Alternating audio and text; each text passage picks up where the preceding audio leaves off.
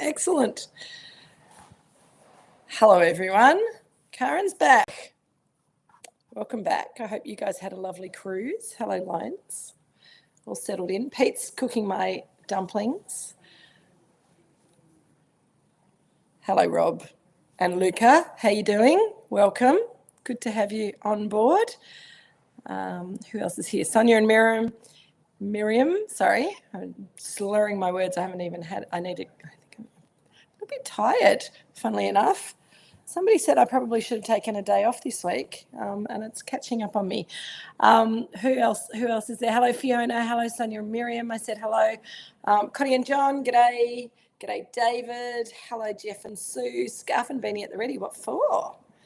Hopefully you're inside in a nice warm house. Not going outside. Not today. So it's nice and dark outside. It's stopped raining for a little while. Hello, Jack and Zach. Lovely to see you. Here we are back with box number 3. Who would have thunk it? And it's June, mid-June almost. This year is going way too fast. Rob and Luca have got Aldi dumplings, which are actually not too bad. Hello, Kay. How you going? As I said, Pete's cooking my dumplings. They're prawn gyoza from the freezer section of my local grocery, as I said. I think you can get them at Coles as well. Tonight, here we go. Let's do this wine thing, shall we? Fiona's done her pot sticker style. I'm hoping Pete's doing that too. I can hear a bit of sizzling, so that's sounding pretty appealing. He's making me a lovely little dipping sauce as well. And Andrew and Shell, you haven't logged in yet, but just be careful with those chilies. Peter and Karen are back. Woo! So Karen, are you there by yourself with Joan? And where is Craig? I need all the information. Sorry, I got you. I got myself mixed up there with people. Peter and Karen are back. Karen hasn't been anywhere. I just read your name wrong, Karen. How rude. Sorry about that. Craig's there. Hello. Prawns dummies for Karen and Joan. Zhao Long Bao for Craig. Are you somewhere else, Craig? Are you out and about? Sounds good anyway. Do you mean dummies or Sammy's, Craig? I'm just wondering whether spell check has been mucking you around. Shell, I knew you were there because I saw your picture of your Oriental Tea House prawn dumplings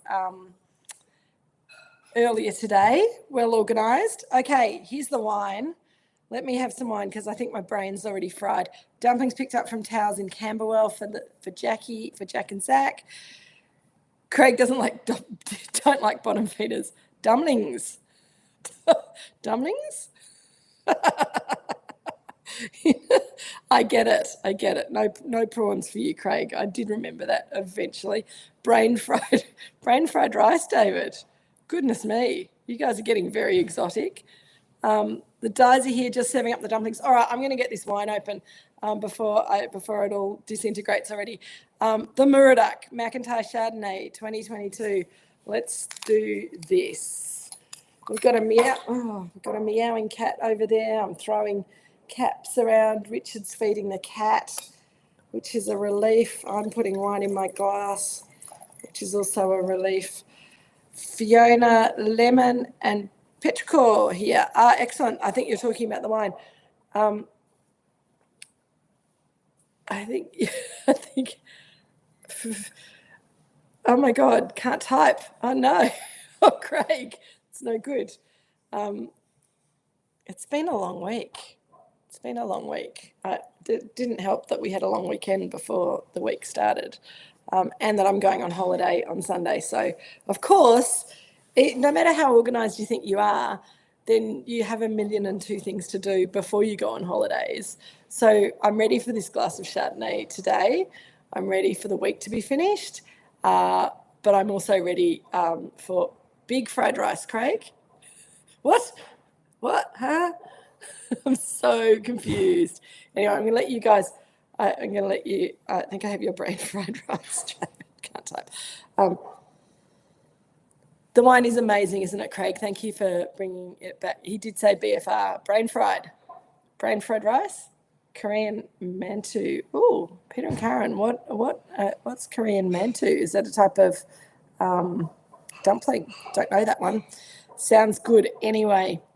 All right, Chardonnay. I'm going to talk about Chardonnay while you guys all drool over your dumplings because I haven't got a dumpling yet. So let's talk about the wine. I can't believe it's taken us fried mantis times 2. Sounds good. Oh, my God. Everyone's gone mad. I'm glad it's not just me. Polly's here. Hi, Paul. Polly's asleep. It's been a big weekend for her. Big week for her as well. All right, Chardonnay. I cannot believe that we have not done this 2022 single vineyard Chardonnay yet together. Is Kay there? I don't think Kay said hello yet. Kay might be able to tell me otherwise, but I'm pretty sure this is the first time we've drunk this together. We released it at Celador in October last year, and I think it just kind of slipped through the cracks a little bit. But how beautiful is this wine? So 22. Very small vintage because we had that dreadful weather during flowering and fruit set. So very small crops, lots of hen and chicken, big and... So Jeremy picked me up on this, and he won't be listening because he's probably taking children to swimming or whatever. But hen and chicken, same thing, chicken and chicken.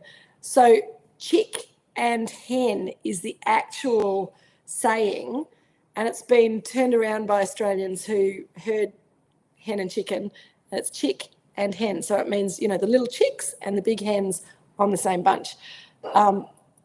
Mandu, to be exact. Rob is sorting us out with the Korean dumplings, fried dumplings. Coddy and John are also having Korean vegetable dumplings. Mantu, not mantis. David, yes, I think... no, isn't praying mantis like those big insects that stick insects? Oh, anyway, let's go. Hello, Kay. Right, let's do this wine.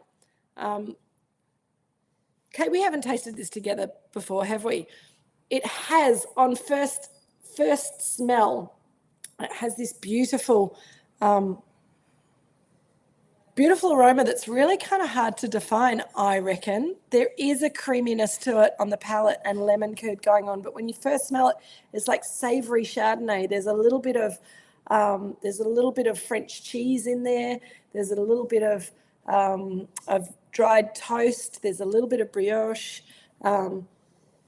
There's some savoury notes. There's salted lemon. There's a little bit of white nectarine in there, but not very much. It's really kind of taking a long time to come forward. It's just really complex. It's really, I think there's a little bit of a sort of yeasty, Vegemite-y kind of vibe in there as well, somewhere on the nose. And it's rich, but it's not jumping out of the glass. It's got this power and this intensity, but it's really elegant, and it's taking a little while to just show itself. There's a little tiny bit of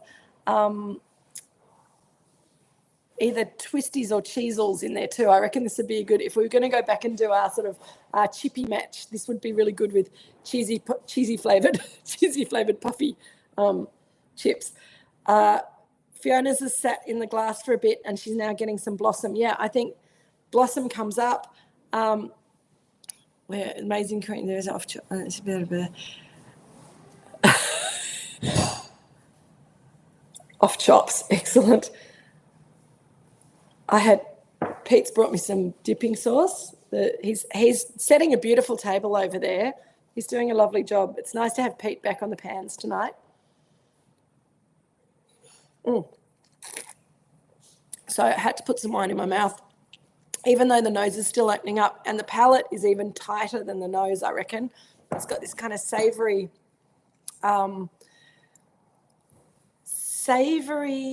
lemony, creamy note.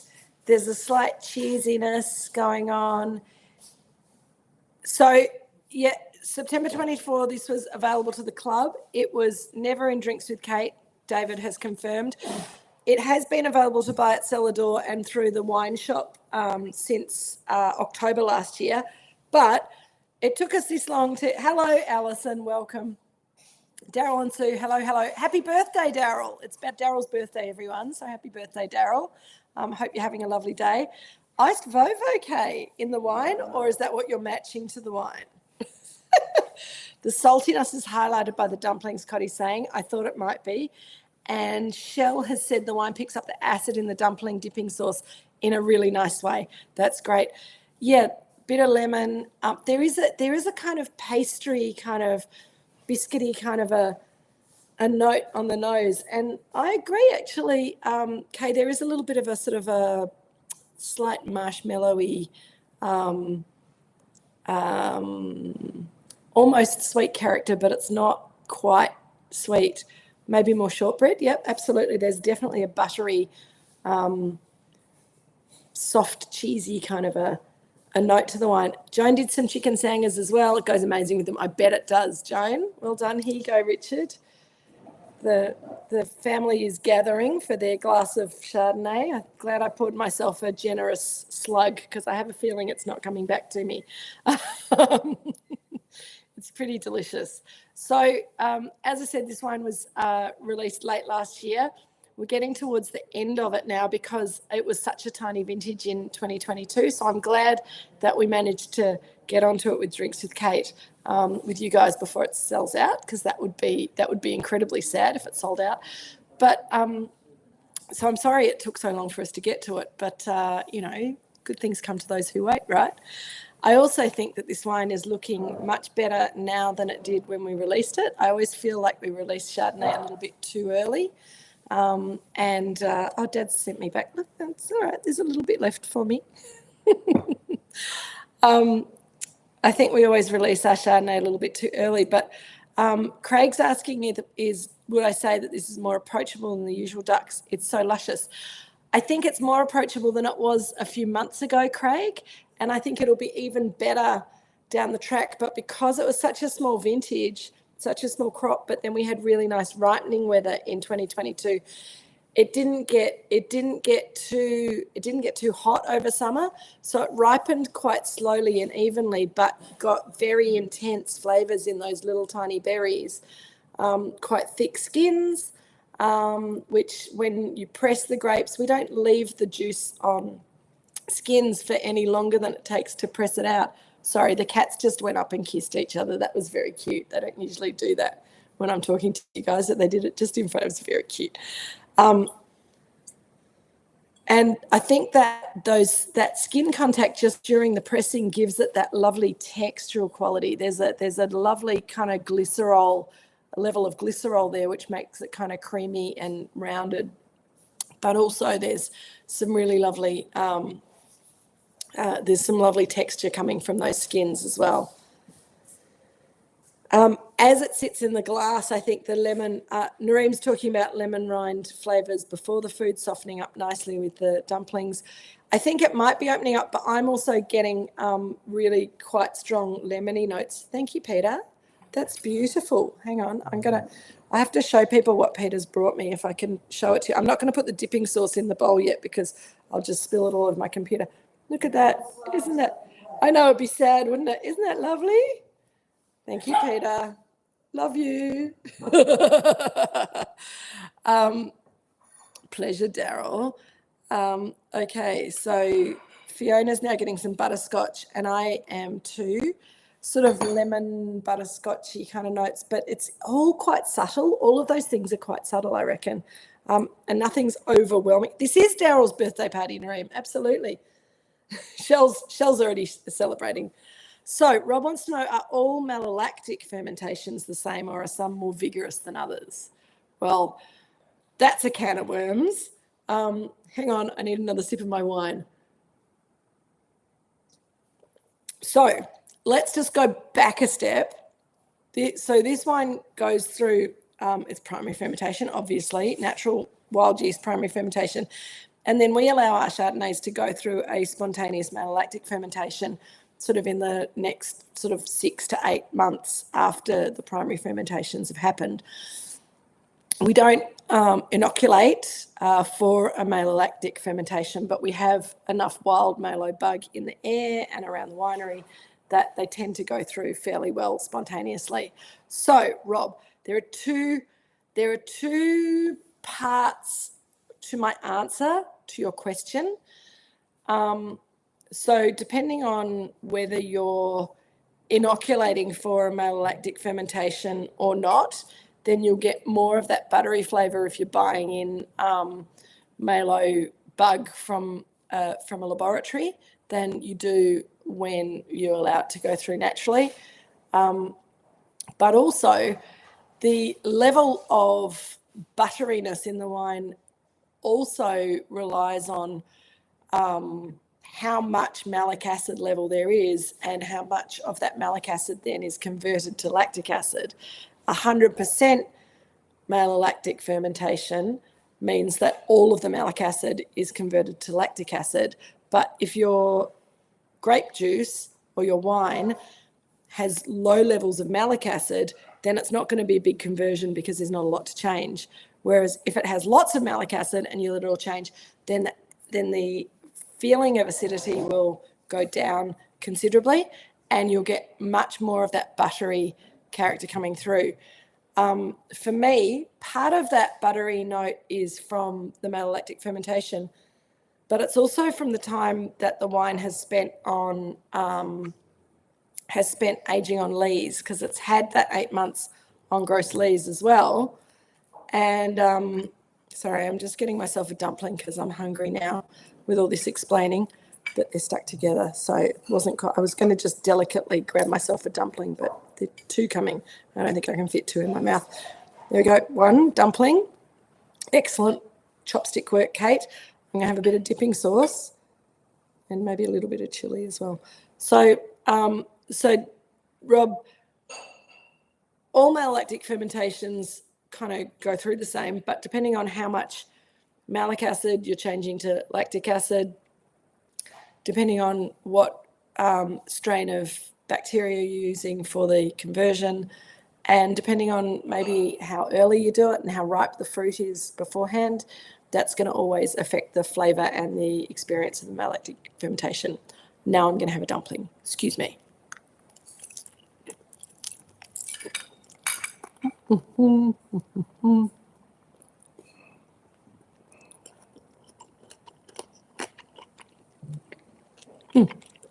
Bit hot. I should have waited for a little bit longer, but they're very, very good.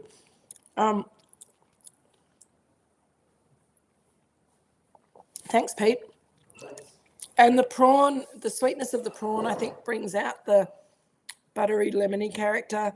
The saltiness of the dipping sauce does bring out some acidity in the wine.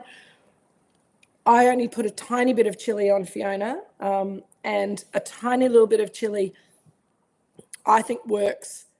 A little bit of actually Pete was going to put sriracha in the soy, but he actually made a dipping sauce with soy sauce and vinegar and a little bit of sesame oil, and then he gave me a separate little dish of sriracha. Sorry, Pete?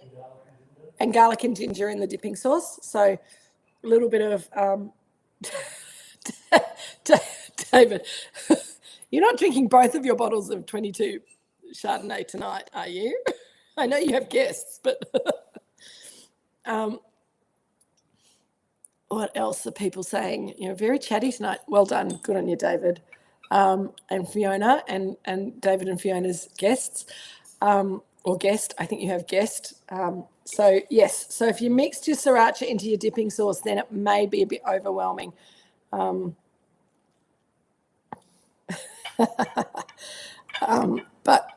if you want to control 4 in the house today, Fiona, excellent.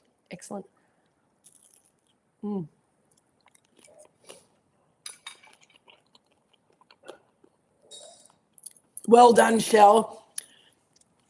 It's usually you saying that you've over-chilied the dumpling, so congratulations for being restrained.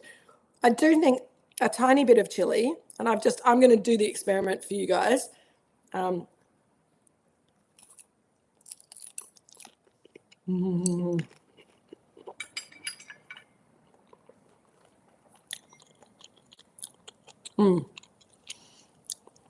First of all, I think the sriracha on its own without the rest of the dipping sauce doesn't really go with the dumpling.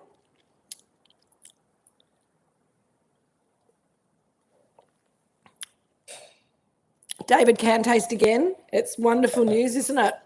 And the sriracha fights really hard with the wine. So yep, I think sriracha is a big no-no with this wine. I think maybe a tiny bit, just a little. Dad's shaking his head because he likes a bit of sriracha.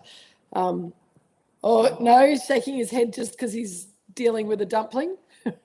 Okay. Peter and Karen always use chili crisp oil in your dumplings because it doesn't overwhelm.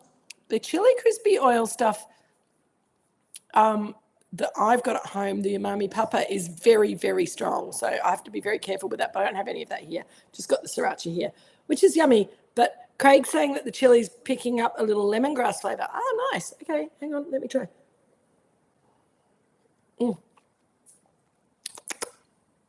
Yes, I hear what you're saying, Craig. I thought that the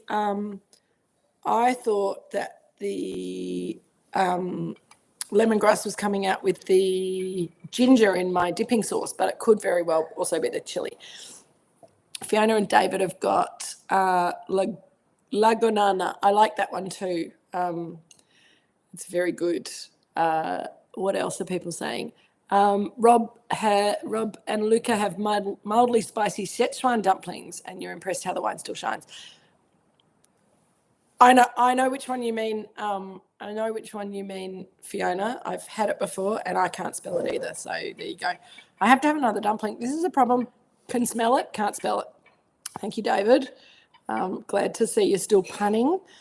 The problem with dumplings is that once you start eating them, it's very hard to stop eating them and talk seriously. So hang on a sec. I will stop in a minute.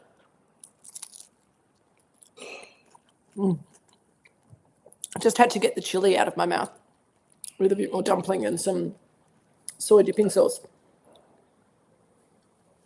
And it really mellows out the wine and brings up the little bit of lemon. There is a bit of, for me, there's a bit of lemongrass in there too. Death before punlessness.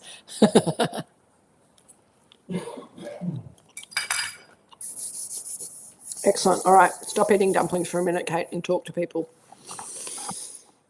Connie, Mr. Malo talk making more dumplings. So sorry if this was covered. What happens if the wine doesn't go through Malo? Can you force it?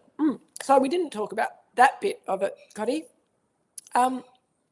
If the wine doesn't go through Malo, then Shell wants to tell everyone that six-eyed scorpion chili oil is where it's at. Absolutely, but probably not great with duck Chardonnay, I'm thinking. And Sonia's got, I am coming back to your question, Cody, don't worry. Sonia's got peppercorn chili oil, very warming and mellow, intermingled with the wine.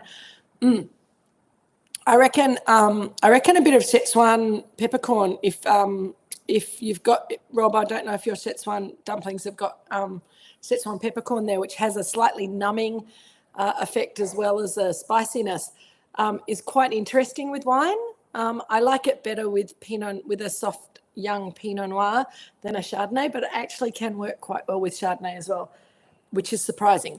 Okay, back to Coddy's question about if one doesn't go through Malo, excuse me, then you have a wine that has whatever malic acid was originally in the juice. It will still be in the wine. Malic acid smells and tastes a little bit like green apples because it is the acid that you find in green apples. So if you smell a Chardonnay that smells like green apples, then it probably hasn't had a malolactic fermentation. It also, when a wine goes through a malolactic fermentation, that green apple aromatic changes to a cream, yogurty, buttery, dairy, as in lactic acid flavour. And so if you, Pete's found some umami puppy in the fridge, so he's going to give that a go. I'm sure he'll report back. So the reason we allow our wine to go through a full malolactic fermentation is that it makes it more stable at the end. It doesn't want to. It's done the conversion, so it doesn't want to do the conversion. So you don't need to use as much sulfur in the winemaking, because the way they stop a malolactic fermentation from going through is to sulfur up the barrels early once the primary ferment's gone through, and that kills any extra bugs in the wine, including a malo bug. And then if you don't add malo back to it, then it's all fine and dandy. What was the other part of your question, Connie? Can you force it? You can force it. You can buy malo bug from the laboratory, from the shop, from the winemaking shop, and you can add it to the wine, and that will usually push the malolactic fermentation through pretty convincingly, pretty quickly. And a lot of people do that with their winemaking. They'll get the primary ferment through first, and then they'll inoculate for malo straight away afterwards, because once the malo's gone through, then you can sulfur the wine and kill off all the bugs, and you've got no chance of anything going wrong with the wine. But it also means that the wine doesn't have any living creatures in it, so it's dead once you've sulfured it. There's no chance for any evolution. And we have found that when we leave our wine unsulfured in barrel for sort of 6 or more months, the wine seems to change more, evolve more, and develop more complexity and savouriness. It's seen as quite risky winemaking by a lot of modern Australian winemakers, but we like the results, allowing the wine to sort of be a living organism of things.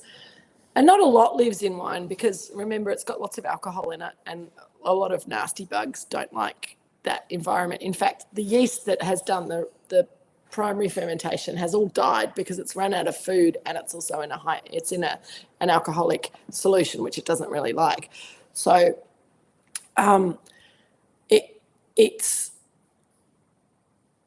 it's a pretty safe environment without sulfur, particularly if you've got a low pH, and we're not going to go into that tonight because that's too technical, and I'd need to ask Richard to come over here and explain to you for many hours about pH 3.5, which we'll do another day. but exactly, Alison, 3.55. What are people, the rest of you are talking about scorpion's eyes still, aren't you? That's good. Excellent. Good. Very good. So yeah, you can force a malo, and you can encourage a malo to go through if it hasn't gone through. When spring comes and it warms up outside, if our malos haven't gone through on the barrels that we want them to, then putting them outside in the sunshine and letting them warm up naturally will often help the process and get it going. So there's lots of things. You can also take lees from, so the gluggy bit in the bottom of the barrel, we keep some of that from the previous year. That's got yeast, and it's got yeast, and it's got thank you, David, and bacteria in it. And so if we're having problems with primary ferment or we're having problems with malos, we can always dose it with the yeasty lees from the previous year. So that'll help. I'm going to have another dumpling because I'm exhausted after that.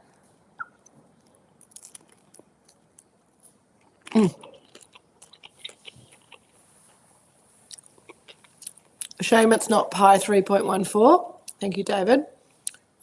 So do you have to feed the bit we keep? Peter and Karen want to know. No, we don't. It's not like it just kind of sits there. We don't feed it, do we, Dad? Your yeast lees that you keep from the year before. A question about feeding the yeast leaves. Do we need to feed them? They're not alive. It's just they've got, well, they are alive, but they're not alive at the same time. We don't kill them. We don't kill them. And So they they certainly stay- survive over a few months. And can have quite dramatic effects to particularly get malolactic fermentation through, as you were saying, Kate. Yeah. Yeah, so they're mostly useful for getting malos through rather than primary ferments. We keep the leaves from the year before, and Rob, we set a little bit aside each year, Rob, not all of them, because that would be too much, but the pie should be an apple, not a number. Thank you, Kay. David's sitting on his yoga block as a bon voyage for Kate and Jill. Thank you, David.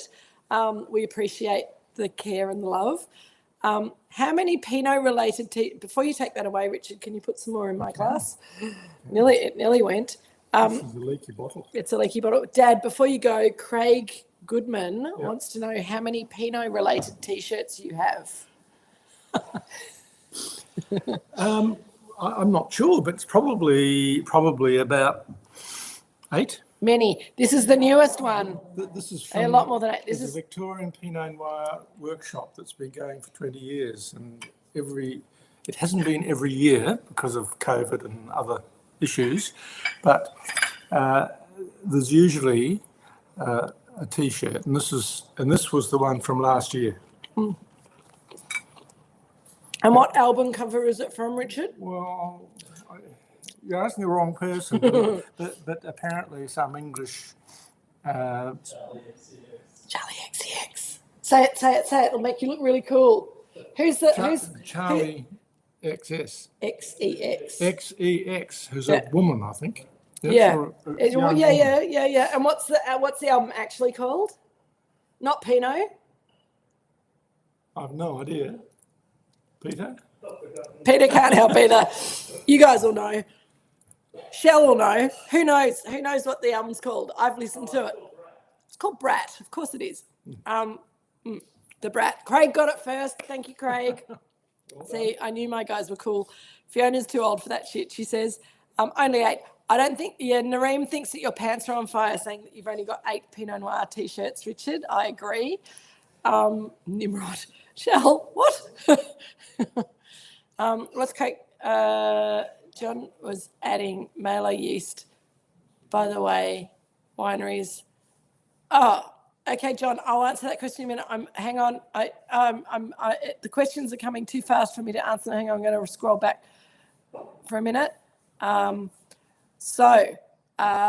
wanted to know, red wine goes through Malo. Yes. Why not the flavour change in reds? We do get a flavour change in reds, Craig, but it's a different flavour change.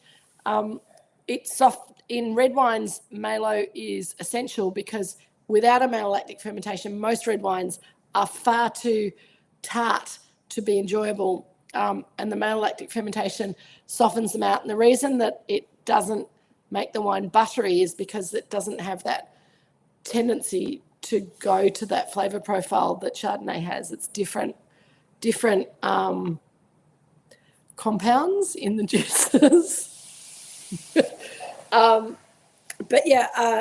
Red wine does get softer and creamier from a malolactic fermentation, but because you never ever taste red wines that haven't been through a malolactic fermentation, because all red wines go through malo, apart from port. Port doesn't go through a malolactic fermentation because it's fortified too early for the malos to be able to go through, and Amarone also doesn't go through a malolactic fermentation for some reason.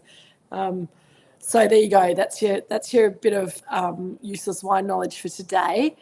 What have I not answered?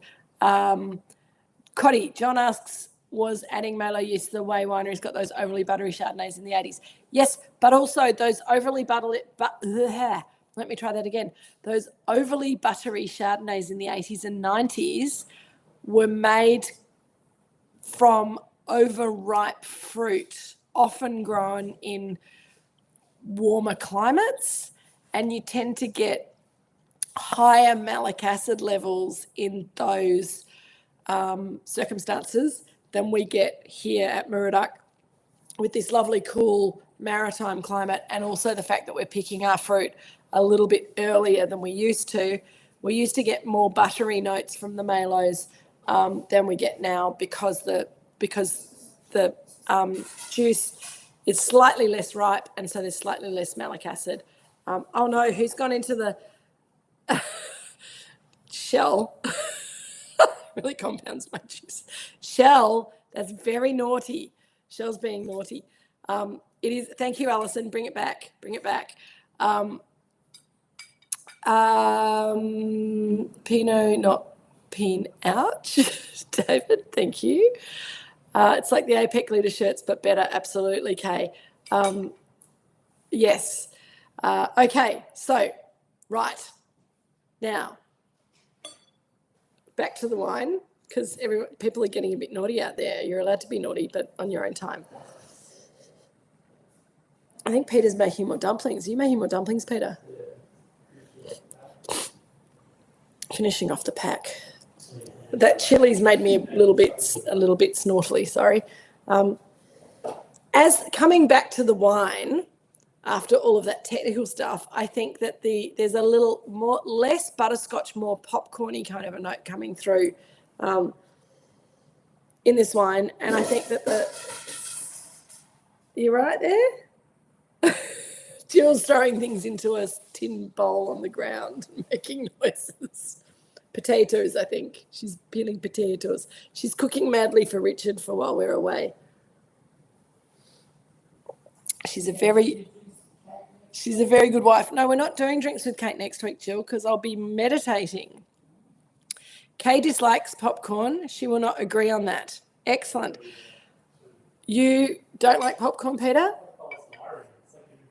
No, the smell rather than the flavour. Yeah, it tastes like the smell. It smells like the smell. Where does it go from here? Craig's never had a duck so good, so young. It just gets better, Craig. I'm going to eat this dumpling. Hang on.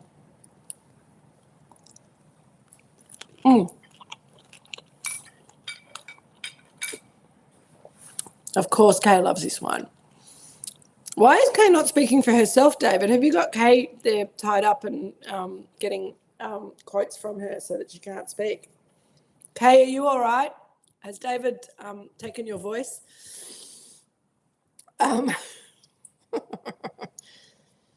different Kay. David's Kay. Gotcha. Wrong Kay. Kay Farrow's stir fry. I'm getting the Kay. She's much better, not just a typer. I know. Is she recovered enough though to A, be able to taste and enjoy this wine, Kay, and B, to be able to do some patchworking. Yes, quilting Kay, and the wrong Kay, wrong spelling for Kay Farrow. So that was just me getting confused because I'm tired and not quite emotional yet, but it doesn't take much. Going back to Fiona said, that's interesting. One of the dumplings option was chicken and corn, and I wasn't sure about it. You didn't think that you didn't order the chicken and corn dumpling, Fiona, or you weren't sure whether when you ate it, it went with this?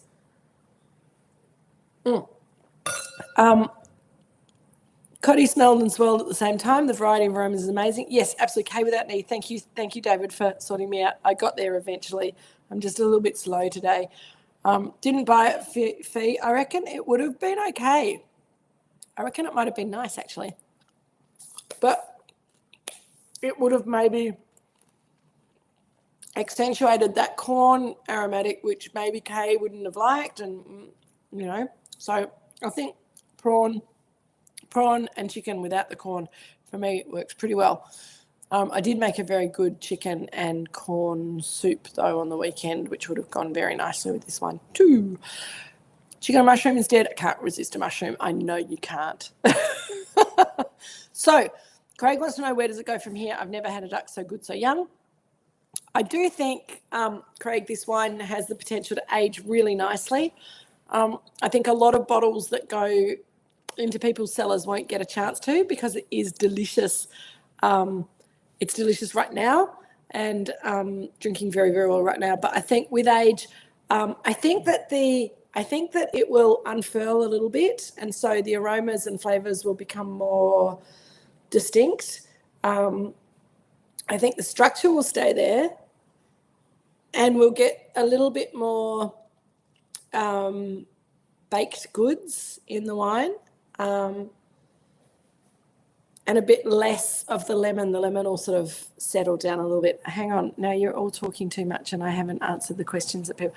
So Kay Farrow has said my stir fry was lovely with it, had a bit of sriracha in it, worked well, and the aged cheddar is going well too. Oh, excellent.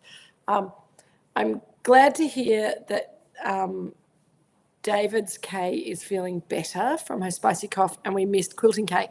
We're going to call you Quilting Kay from now on, Kay, just to differentiate you from Kay Farrow, Stir Fry Kay, or Bega from the factory Kay. What a nice way to buy cheese, hey, right from where it's made. Just like buying wine from right from where it's made. It's special. And now I've forgotten what I was saying because I was too busy raising my eyebrows at myself. Coddy smelled and swelled at the same time. I agree, Coddy, and I think that's what's going to happen with age. That complexity of aromas is just going to kind of open up a little bit and show itself a bit more. So the wine will become sort of longer and a little bit broader and sort of come at you in waves of aroma and flavour, which I think will be rather lovely. I'm not sure which vintage prior it's like. I'm not sure if Richard's got a feeling about that either. I think 22 is kind of a bit unique compared to other vintages, previous vintages. Is there a vintage before that reminds you of this wine, Dad, or not really? He's thinking. I'm going to keep talking while he's thinking because it might take a little bit. I was going to say,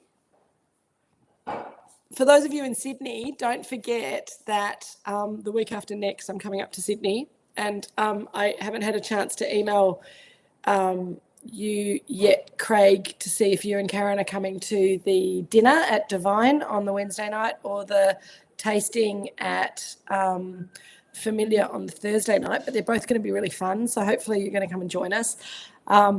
We did have some amazing Chardonnays in Adelaide, but I do think that a lot of the Adelaide Hills and the McLaren Vale Chardonnays, no, they were all Adelaide Hills Chardonnays. Wherever we tasted them, the fruit came from the Adelaide Hills. They were all lovely, but they are a bit more fruit driven, a little bit more linear compared to this wine, which has got those layers that need to have time to open up. Quilting Kay and Champagne Kay. Oh, nice, excellent. That's a good one. E is for ecstasy, David. I don't know where that's come from. Champagne Kay is getting distinct lemongrass on the palate. Wine and Corn is pretty good, says Craig, only their first album. Thank you very much. The smell with the nose deep in the glass, is it pavlova? It's a childhood smell, says Shell. I wonder whether it's lemon butter, Shell, but there is something a little bit marshmallowy, pavlova-y about it as well. Quilting Kay and Champagne Kay. Got it. Kay Farrow, you are Champagne Kay from now on. And Alison is responding to the wine. What do you mean you can't afford it? You're drinking it right now, Alison. There you go. It's all good. I have already, Pete said, don't forget to mention all the back vintages. And I already have, but I will mention it again. Have a look at the website, have a look at the shop on the website, log in as a wine club member, and you've got access to a lot of the wines that we had on tasting on the weekend. And you can have lots of fun with that, do a little bit of damage there, for sure. Now, Dad, what question did I ask you that made you come over here to talk to us? You asked me what would be a similar vintage yes. to this, and it is difficult, but I think 2012 Yep. was a little bit like this. It was a small crop and it was a coolish year. Yeah. And it was a La Nina. Certainly this Yes. 22 was a La Nina Yep. year, which is an important impact into the way this wine's looking. But that would be my best guess. Yeah. Okay, cool. Thank you. Very good. Yeah, 2012. And 2012 quite a few people asked me on Sunday and Monday which my favourite of the back vintage Chardonnays were, and I had to say 2012 because I think the 2012s right now are looking fabulous. So Craig, give this wine 10 years and we'll come back. I'll put some down and we'll come back and do it with Drinks with Kate in 10 years' time and see how it's looking. But I think it'll be pretty special.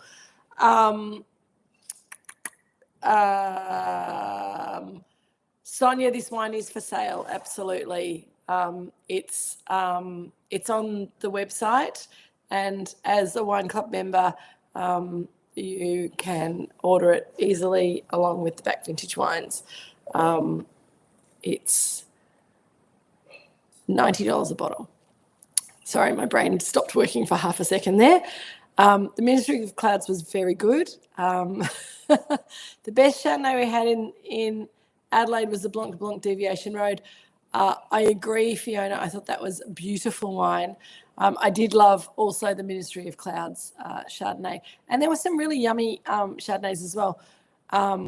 And I actually thought that the Chardonnay at Wira Wira was excellent value for money. So David's also now talking about the back vintage tasting. It was awesome, and it was so much fun.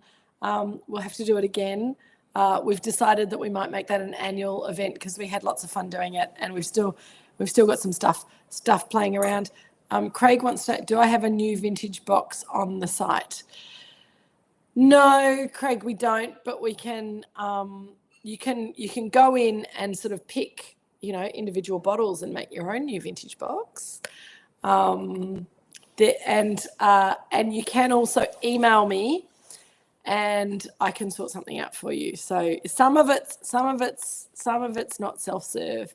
You have to talk to me every now and again, but we can sort you out for some stuff.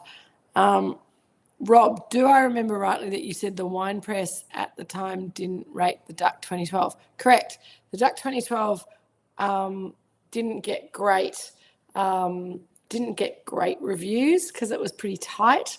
I think this 22 is a bit more forward, but if you have a look at Jane Faulkner's review for it in the Halliday Wine Companion, she didn't like this much either. She thought it was a bit too broad, which I think is not true. I just think it maybe, I don't think it's Jane's fault. I think we sent it to her at the wrong time.